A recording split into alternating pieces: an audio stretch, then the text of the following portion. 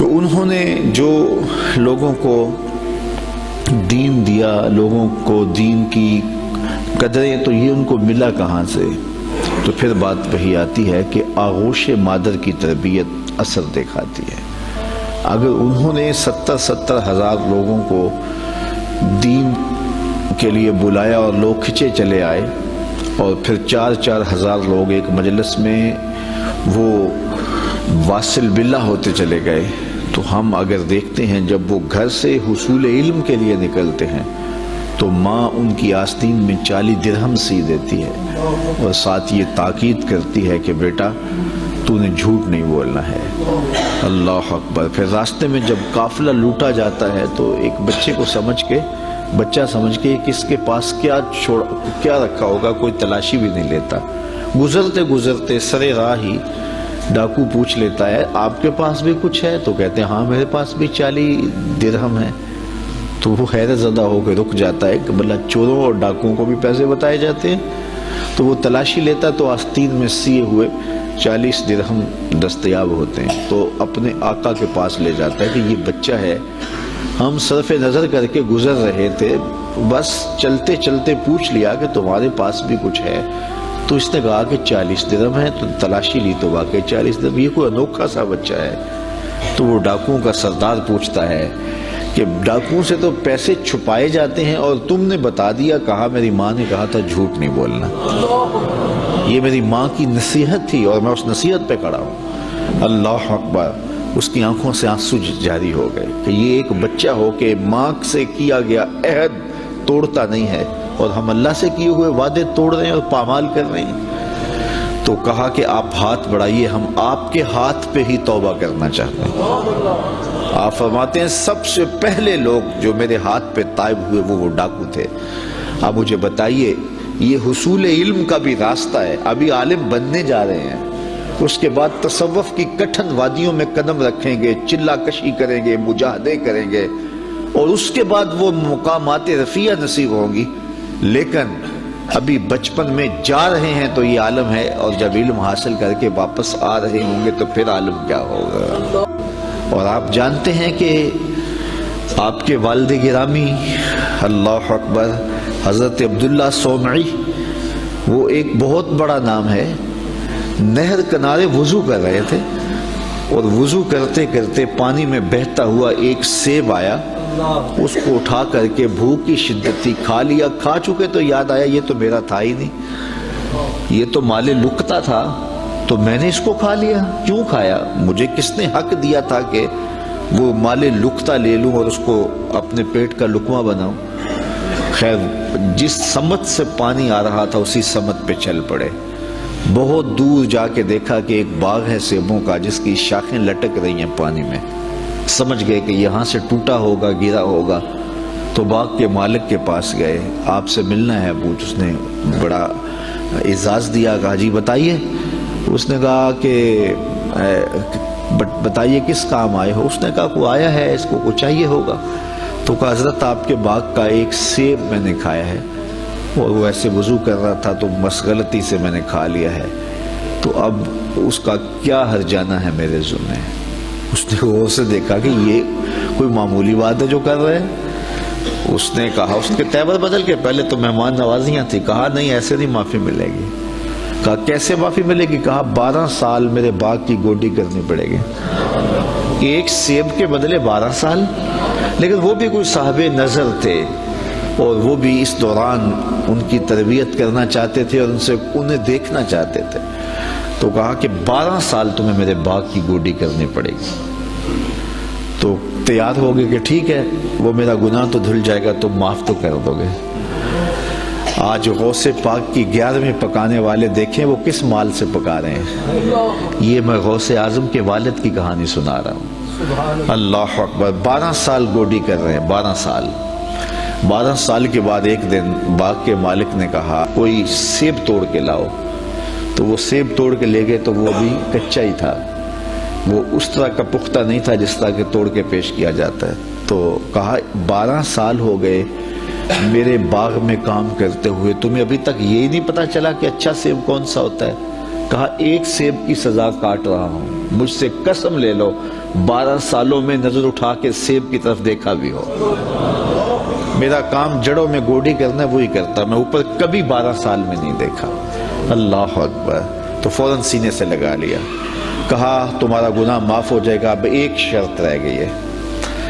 تو کہا حضرت بتائیے۔ کہا میری ایک بیٹی ہے جو آنکھوں سے دیکھتی نہیں، کانوں سے سنتی نہیں، زبان سے بولتی نہیں اور پاؤں سے چل نہیں سکتی، تو اس سے تمہیں نکاح کرنا پڑے گا۔ اب شادی انسان کی زندگی کا اہم مرحلہ ہوتا ہے، سوچ سوچ کے انسان قدم اٹھاتا ہے، زندگی پوری گزارنے ہے۔ کہا پھر اس کے بعد معافی مل جائے گا؟ اس کے بعد معافی ہے۔ نکاح ہو گیا۔ کہا جائیے اپنی جو ہے وہ دلہن کے کمرے میں۔ جہاں گئے تو وہاں صحیح الاعضاء ایک خاتون، ایک لڑکی منتظر تھی، تو واپس دوڑ آئے اور دوڑتے ہوئے جو ہے وہ ماتھے پہ دروازے کی چگاٹ جو تھی وہ دروازے پہ لگی۔ تو آگے حضرت شیخ تھے ان کے، اس بچی کے والد، تو کہا کہ دوڑ آئے ہو؟ کہا حضرت پہلے ایک غلطی کی سزا اتنی لمبی بھگت رہا ہوں، تو وہ جس سے نکاح آپ نے پڑھوایا تھا وہ تو نہیں ہے، یہ تو کوئی اور خاتون ہے، صحیح الاعضاء ہے۔ کہا وہی تمہاری بیوی ہے۔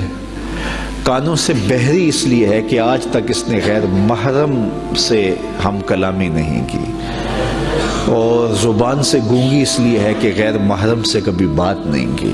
نابینا اس طرح ہے کہ اس نے آج تک غیر محرم کو دیکھا نہیں۔ اللہ اکبر۔ پاؤں سے اپاہج اس طرح ہے کہ آج تک یہ جو ہے وہ غیر محرم کی طرف چل کے نہیں گئی۔ یہ حضرت غوث اعظم کی والدہ بنی، اور یہ بزرگ جنہوں نے سیب کھایا تھا یہ حضرت غوث اعظم کے والد بنے۔ پھر اللہ نے ان دونوں کو جو شہزادہ دیا اس کا نام شیخ عبد القادر جیلانی ہے۔ تو وہ کیا کسی نے کہا تھا نا کہ اچھی مائیں اچھی اولاد کی ضمانت ہوتی ہیں، اور مائیں جب اس طرح کی پاکیزہ صفتوں اور باپ تقوی کے اس معیار پر ہوں تو پھر بیٹے شیخ عبد القادر جیلانی ہی ہوتے ہیں۔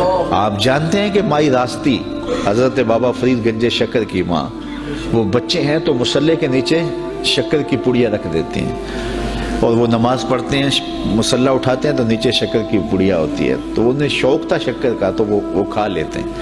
اللہ اکبر۔ تاکہ بچہ عادت اس کی پک جائے، پختہ ہو جائے نماز کی۔ امام غزالی نے احیاء العلوم میں لکھا ہے ہر عمل پہلے ریاکاری ہوتا ہے، پھر عادت بنتا ہے، پھر عبادت بنتا ہے۔ تو اپنی اولاد کی تربیت کرنی چاہیے کہ انہیں پہلے لالچ دے کے انہیں نیکیوں کی طرف راغب کرنا چاہیے۔ تو وہ روز شکر رکھتی تھی۔ ایک دن ماں کہیں گئی تھی اور آتے ہوئے لیٹ ہو گئیں، اور نماز کا وقت آ گیا۔ ماں کا دل ڈول رہا ہے کہ آج بیٹے نے مصلہ اٹھایا تو آج چونکہ میں نے شکر کی پوڑی رکھی نہیں تو بیٹے کا بھرم ٹوٹ جائے گا۔ دل ہی دل میں دعا کرنے لگی، مالک تو قادر بھی ہے قدیر بھی ہے، آج میری محبت کی، آج میری اس ادا کی اور میری اس حکمت عملی کی جس کے ذریعے بچے کو نمازی بناتی ہوں، لاج رکھ لے۔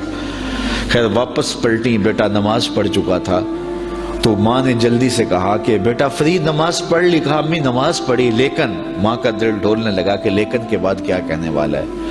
کہا لیکن آج جو پوڑی شکر کی ملی نا اس کا چاسی کوئی اور تھا، اس کا مزہ ہی کوئی اور تھا۔ تو ماں نے بیٹے کو گلے سے لگایا، کہا بیٹا پہلے پڑیا میں رکھتی تھی، اب تیرے رب نے رکھی ہے۔ اللہ اکبر۔ کیا آج کی ماں بیٹے کو نمازی بنانے کے لیے اس کے مصلے کے نیچے چاکلیٹ نہیں رکھ سکتی؟ آج اس کو نمازی بنانے کے لیے کوئی طریقہ اختیار نہیں کر سکتی؟ آج اگر ماں اپنی اولاد کی تربیت کے لیے کوئی اس دور کی مطابقت میں اچھا فیصلہ کرے اور اس کو دین کی طرف راغب کرے تو آج کا بیٹا بھی بایزید بستامی کا جانشین بن سکتا ہے، آج کا بیٹا بھی غوث اعظم شیخ عبد القادر جیلانی کا جانشین بن سکتا ہے، بابا فرید گنج شکر کا جانشین بن سکتا ہے۔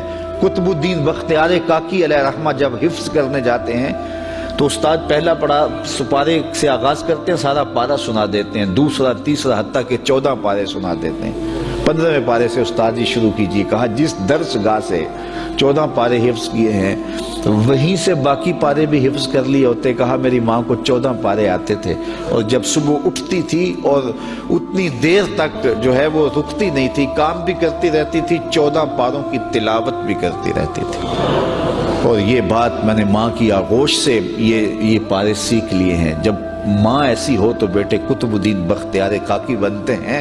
इकबाल कहता है तू न शनासी कि तू न दानी के सोजे किराते तू दिगर गूं कर तकदीर उमर्रा। ऐ मेरी बहन तू नहीं जानती, अगर तू बहन हो के कुरान पढ़े तो उमर की तकदीर बदलती है, और अगर तू माँ हो के कुरान पढ़े तो बेटा नेज़े की नोक पे कुरान सुनाता है। तो माँओं को ख़ास तौर पे अपनी औलाद की तरबियत के अंदर कोशां हो जाना चाहिए। यही हज़रत गौसे आज़म रज़ी अल्लाह ताला अन्हु की तालीमात हमें बताती हैं। व आखिर दावा